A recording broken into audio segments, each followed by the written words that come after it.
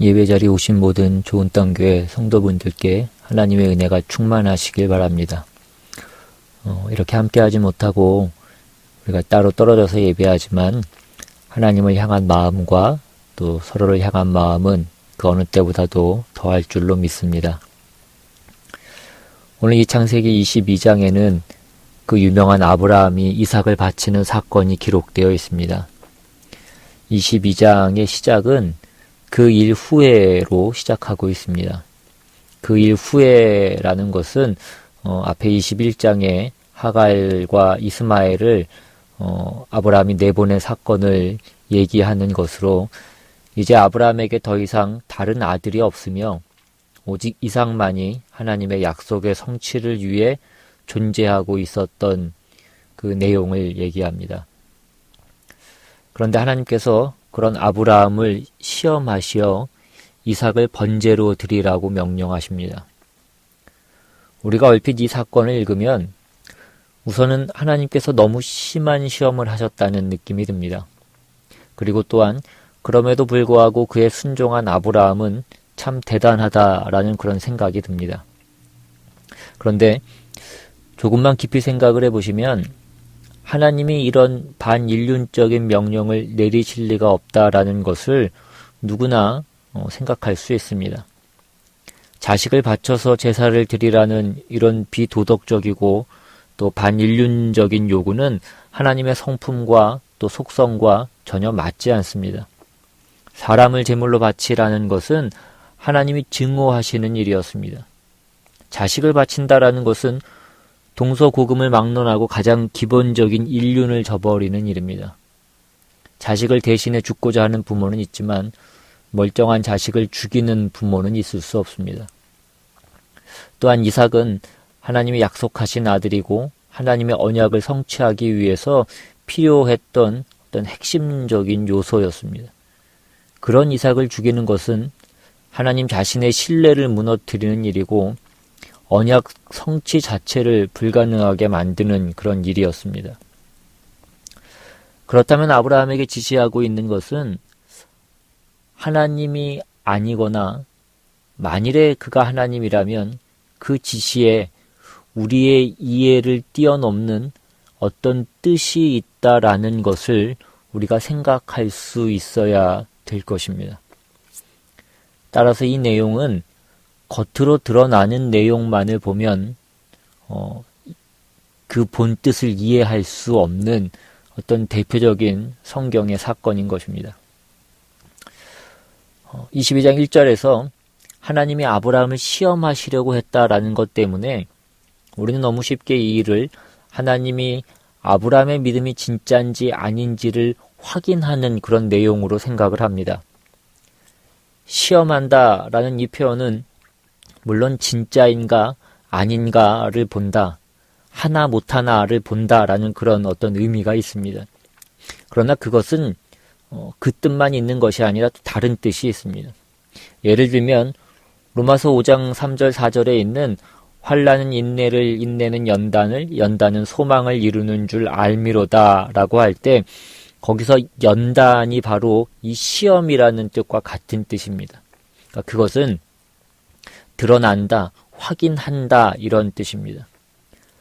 그러니까 하나님이 아브라함을 시험하셨다라고 할 때 누군가를 시험한다라는 것은 그가 어떤 사람인지 밝혀낸다라는 뜻입니다.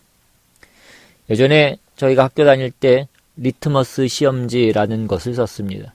리트머스 시험지는 어떤 물질을 그 시험지에 적시면 그것이 알칼리성인가 산성인가가 드러나는 것을 확인하는 것 같이 이 시험한다라는 것이 어떤 당락을 결정하고 진위를 확인하는 어떤 그런 뜻만 있는 것이 아니라 다른 뜻이 있다라는 것을 기억해야 된다라는 것입니다.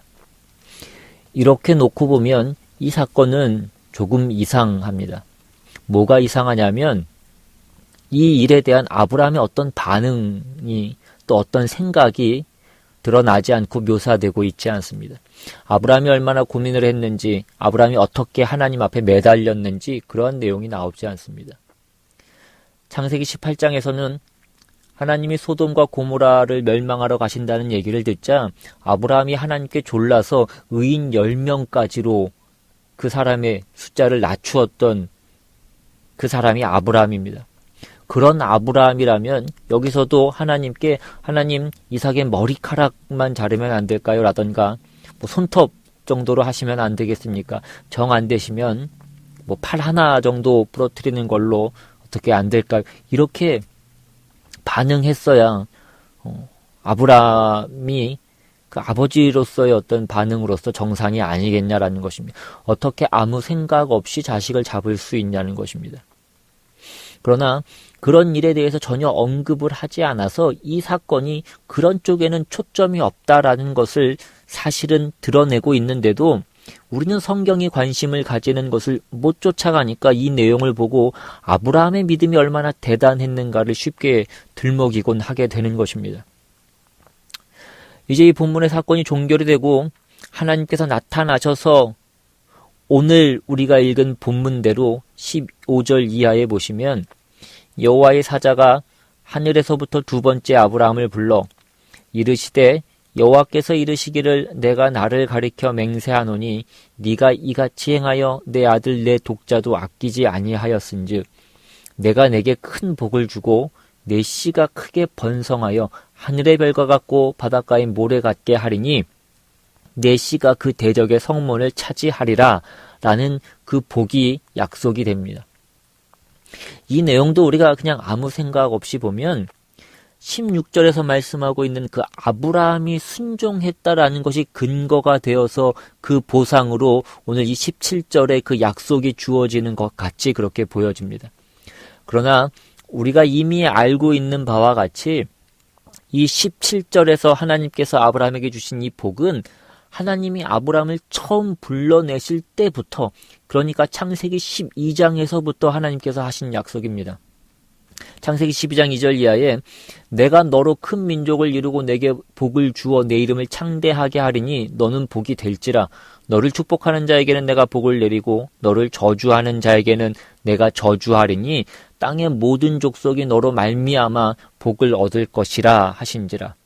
그리고 13장에 가서는 자손에 대한 복으로 땅에 티끌 같게 하시겠다라고 약속하셨고 15장에서는 하늘의 별 같게, 17장에서는 여러 민족의 아비가 되게 하리라 라고 했던 약속이 이제 다시 반복되고 있는 것입니다.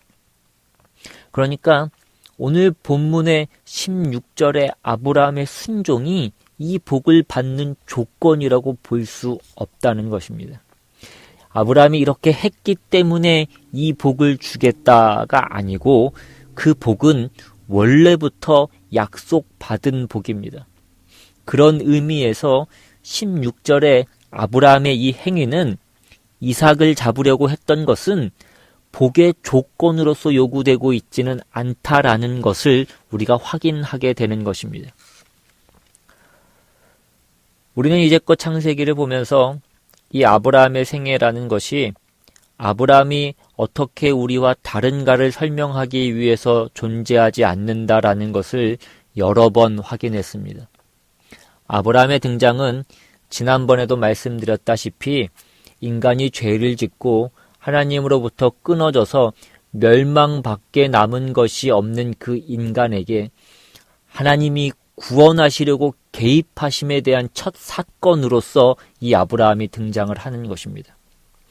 그러니까 이 아브라함의 존재와 생애는 이 절망에 빠진 인류를 구원하시는 하나님의 구원이 어떤 것인가, 어떻게 이루어지는가, 그것에 초점이 있지 아브라함은 어떤 사람이길래 구원을 받았을까, 거기에 초점이 있지 않다라는 것입니다. 그런데 우린 자꾸 어느 쪽으로 가냐면 아브라함은 뭐가 달랐을까로 가더라는 것입니다. 아브라함은 하나님이 부르실 때 믿음으로 순종했다. 이삭을 바치라 그러니 찍소리 하지 않고 정말 그 이삭에게 칼을 꽂으려고 그랬다. 우리가 이렇게 쉽게 결론을 내려버리는데 이런 것들은 성경이 의도하는 내용이 아니라는 것입니다. 성경은 하나님이 무엇을 어떻게 하시는가에 초점이 있습니다. 그래서 히브리서 11장에 가시면 아브라함이 이 이삭을 바친 사건을 이렇게 설명하고 있습니다. 히브리서 11장 17절 이하 신약성경 365페이지를 한번 찾아보십시오.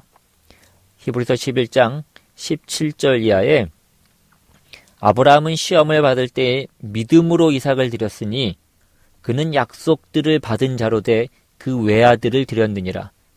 그에게 이미 말씀하시기를 내 자손이라 칭할 자는 이삭으로 말미암음이라 하셨으니 그가 하나님이 능히 이삭을 죽은 자 가운데서 다시 살리실 줄로 생각한지라.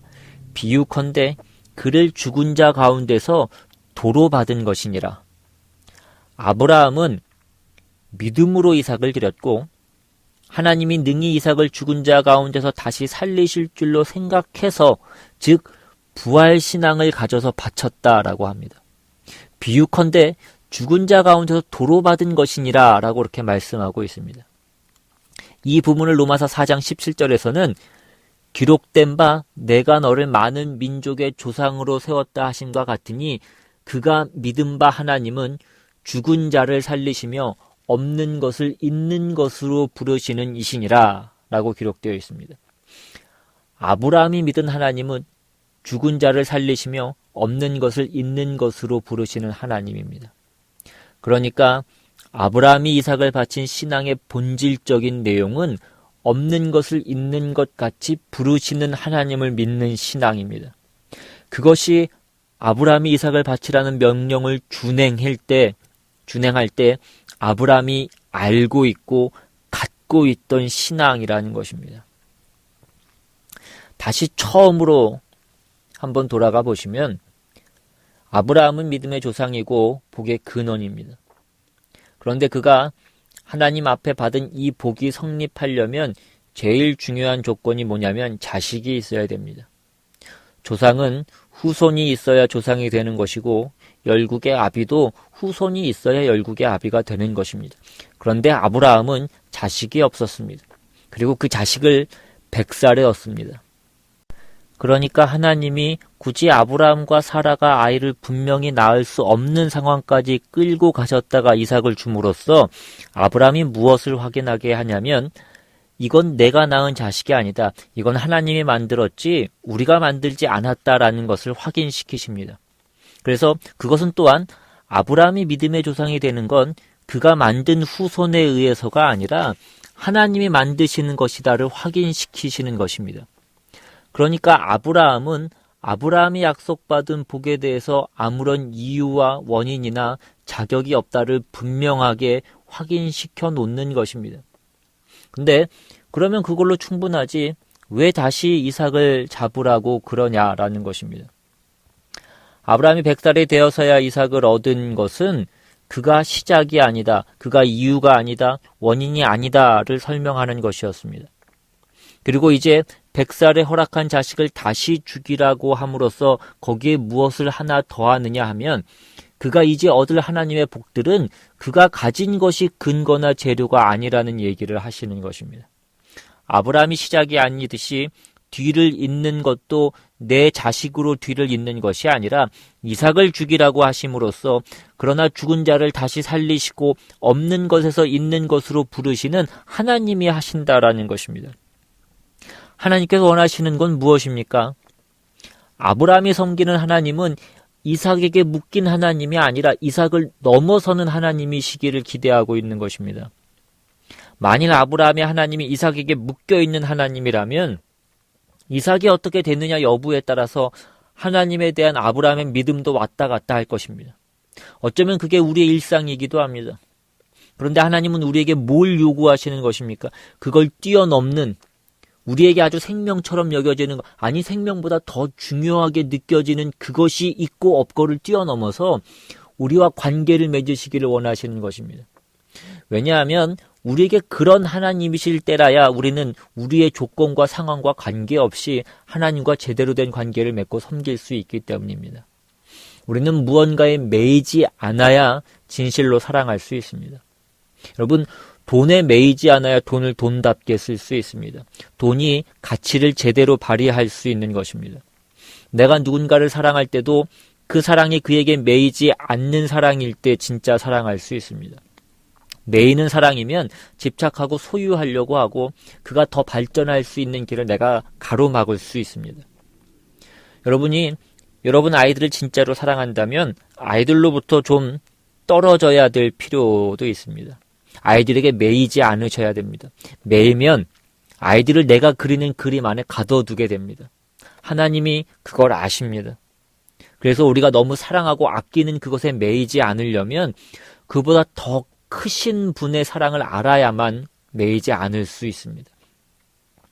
우리가 예수 믿는 문제에 있어서도 앞에 그 문제는 잘 합니다.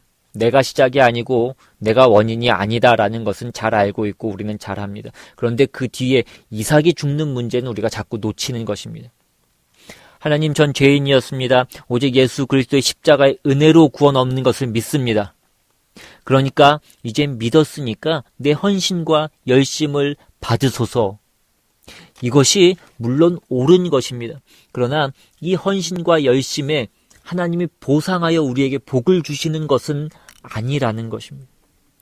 예수를 믿어 나는 없고 내가 예수 안에서 새로 태어나는 것입니다. 에베소서 1장 3절 이하에 보시면 찬송하리로다 하나님 곧 우리 주 예수 그리스도의 아버지께서 그리스도 안에서 하늘에 속한 모든 신령한 복을 우리에게 주시되 곧 창세 전에 그리스도 안에서 우리를 택하사 우리로 사랑 안에서 그 앞에 거룩하고 흠이 없게 하시려고 그 기쁘신 뜻대로 우리를 예정하사 예수 그리스도로 말미암아 자기의 아들들이 되게 하셨으니 이는 그가 사랑하시는 자 안에서 우리에게 거저 주시는 바 그의 은혜의 영광을 찬송하게 하려는 것이라. 3절을 다시 보시면 그리스도 안에서 하늘에 속한 모든 신령한 복을 주십니다. 예수 안에 있는 겁니다. 예수 안에 있는 거라는 건 뭐냐면 신성에 속한 것입니다. 우리에게 속한 것이 아니고 신성에 속하는 것으로 우리에게 주려고 창세 전에 택하셨습니다. 그러니까 이유와 원인이 아버지께 있을 뿐만 아니라 약속한 복의 내용이 신성에 속한 것입니다. 우리의 헌신, 믿음, 진심이 아니고 거기에 대한 보상하시는 것이 아니고 우리가 시작하고 우리가 만드는 것이 아니라 예수 안에서 새로운 존재로 태어나는 것입니다. 예수 그리스도 안에서 하나님의 자녀입니다. 하나님이 이유고 근거고 또한 방법이 되어서 새 사람을 만들어 준다라는 것을 이삭의 죽음을 명하시는 데서 분명히 드러내고 있는 것입니다. 오늘 아브라함의 순종 속에는 아브라함이 이제 이걸 알았다라는 것을 성경이 증명하고 싶어하는 것입니다. 여러분, 우리가 신앙적인 열심을 내는 것은 당연합니다. 우리는 그렇게 해야 됩니다. 그러면 신앙의 열심을 내고 헌신하며 하는 것들은 하나님이 그것을 기뻐하십니다. 그것 자체를 기뻐하사 하나님이 기뻐하신다고 우리에게 확인을 주십니다. 그러나 그것이 자칫 잘못해서 이것이 신앙이다, 열심과 헌신이 신앙이다, 안 그런 자는 불신앙이다, 이렇게 대조가 되는 것은 우리가 근본적으로 신앙을 오해하는 것입니다. 뭐가 다르냐면 전에도 그런 설명을 드렸듯이 범죄한 인간은 하나님을 찾지 않습니다. 의롭지 못할 뿐만 아니라 하나님을 찾는 자가 없습니다. 우리는 예수를 믿고 구원함을 얻고 나서 비로소 하나님을 기뻐하며 하나님을 찾으며 신앙적인 소원을 가집니다. 이것은 다 구원의 결과들입니다. 우리에게는 없었던 것입니다. 그러므로 신앙이란 우리의 열심에 대하여 하나님이 보상하는 것이라고 생각을 하는 것은 이삭을 바치라는 하나님의 명령을 이해하지 못하는 것입니다. 본인이 열심을 내는 건 좋은 것입니다. 그건 정당한 신앙의 자세입니다. 그러나 그것으로 그렇지 않은 자가 경멸스러워 보이거든 조심하시라 이것입니다. 그건 단순히 교만의 문제가 아닙니다. 그건 기독교 신앙을 내가 하나님을 향하여 내는 열심이요, 그것이 책임이요, 하나님이 거기에 대해서 보상하는 싸움이라고 오해하는 것입니다. 그래서 아브라함을 봐라가 자꾸 나오는 것입니다. 성경에 있는 모든 인물을 가지고 다윗을 봐라, 바울을 봐라 이렇게 되는 것입니다. 그러나 성경은 전부 무슨 얘기를 하는 것이냐면 하나님을 봐라인 것입니다. 하나님을 봐라. 아브라함에서 아브라함을 만드셨다라는 것입니다. 바울을 사울에서 바울을 만들었다 이것입니다. 베드로를 그 바보 같은 베드로에서 그 사람을 만들었다는 것입니다. 그 하나님을 봐라 이것입니다. 그러나 내 열심을 신앙의 본질로 이해하고 있는 자는 아브라함을 봐라 하니까 아브라함은 롯과 달랐다 이것입니다. 이 얘기가 아니라는 것입니다. 우리 신앙의 현실 속에서 신앙적인 헌신과 열심을 가진 것은 대단히 칭찬해 주어야 할 일임에는 틀림이 없습니다. 우리 같은 죄인이 자기밖에 모르고 자기만을 위해서 살던 자리에서 하나님과 하나님의 거룩하심을 향하여 진심을 가지고 열정을 가지는 것은 더 없는 복입니다. 그러나 그럼에도 불구하고 그것이 신앙이라고 생각하지는 말라는 것입니다. 우리가 가진 열심이 신앙의 본질이고 거기에 대하여 보상을 받는 거라고 생각하지 마시고 우리로부터 만들어내는 것이 아니라 이삭을 바치라고 말씀하시는 무에서 유를 만들어내시는 하나님이 이유와 원인과 근거와 방법이 되셔서 만들어지는 것입니다. 예수 안에서 만들어지는 것이라는 것입니다. 그래서 우리는 모두가 뭘 확인해야 되느냐 하면 예수 안에서의 가능성, 예수 안에서의 확신, 그래서 예수 안에서의 자랑할 수 없음을 확인하는 것입니다. 우리의 신앙의 현실을 한번 보십시오. 여러분, 대부분의 성도들이 열심과 진심을 가지는 쪽이 더 많습니까? 후회와 한숨이 더 많으십니까? 후자가 훨씬 더 많습니다. 저도 후자에 속합니다. 죄라는 건 무지하고 무력합니다. 몰라서 죄 짓고 알아도 죄를 짓습니다. 죄의 큰 무서운 힘은 우리로 하여금 옳은 것을 못 보게도 하지만 혹시 알아도 지키지 못하게 하는 것입니다. 우리는 본질상 진노의 자식입니다. 우리는 의와 진리와 거룩에 대해서 하나님에 대해서 몰랐고 그리고 알고 난 다음에도 지킬 힘이 없습니다. 소원은 있지만 거의 이루지 못합니다. 그런데 우리 주변에 보면 가끔 믿음의 용사들이 있습니다. 어떻게 그렇게 하는지 정말 열심히 신앙생활을 하며 우리 모두가 소원하는 것들을 실제로 하는 사람들이 있습니다. 우린 그런 사람들을 볼 때 참으로 놀라며 기가 죽습니다. 우리는 그 사람들을 부러워하고 나도 그러기를 소원합니다. 그러나 우리가 성경에서 확인하는 것은 그 뛰어난 사람만이 하나님의 자녀거나 그들만을 위해서 예수님이 죽으신 것이 아니라 고민하고 절망하는 모든 사람을 위해서 예수님이 죽으셨다라는 것입니다. 여러분 마음에 이래서는 안 되는데라는 그 생각이 드신다면 여러분은 정당한 하나님의 자녀라는 것입니다. 신앙의 완성은 하나님의 간섭하심의 과정에 있습니다. 그리고 하나님은 이 일을 실패하시지 않으십니다. 우리는 우리가 우리에 대해서 절망하고 우리에 대해서 정죄하고 그것으로 판정을 내려서는 안 됩니다. 오늘 우리의 환경으로 판단해서는 안 됩니다. 하나님은 우리를 버리시고 멸망시키시려고 오늘 우리에게 이런 상황을 주시는 것이 아니라는 것입니다. 로마서 8장에서 증거했듯이 그 아들을 아끼지 아니하시고 우리를 위하여 주시니까 어찌 그 아들과 함께 모든 것을 주시지 아니하시겠느냐. 우리는 그것을 믿으며 이 세상의 그 무엇도 우리 주 예수 그리스도 안에 있는 하나님의 사랑에서 나를 끊을 수 없으리라를 믿는 것입니다.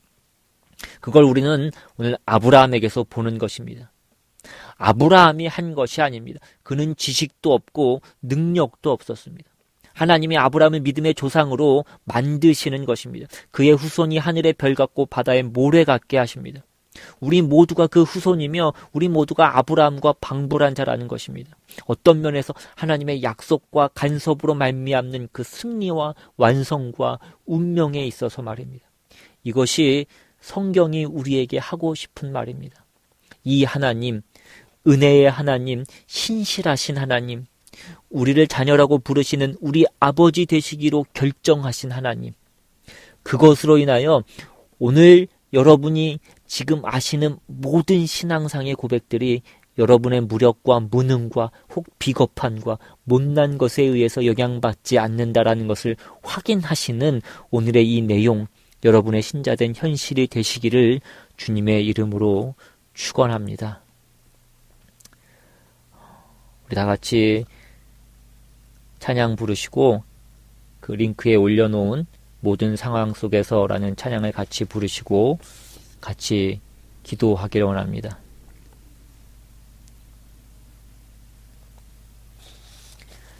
이 시간 함께 기도하겠습니다. 하나님, 모든 상황에서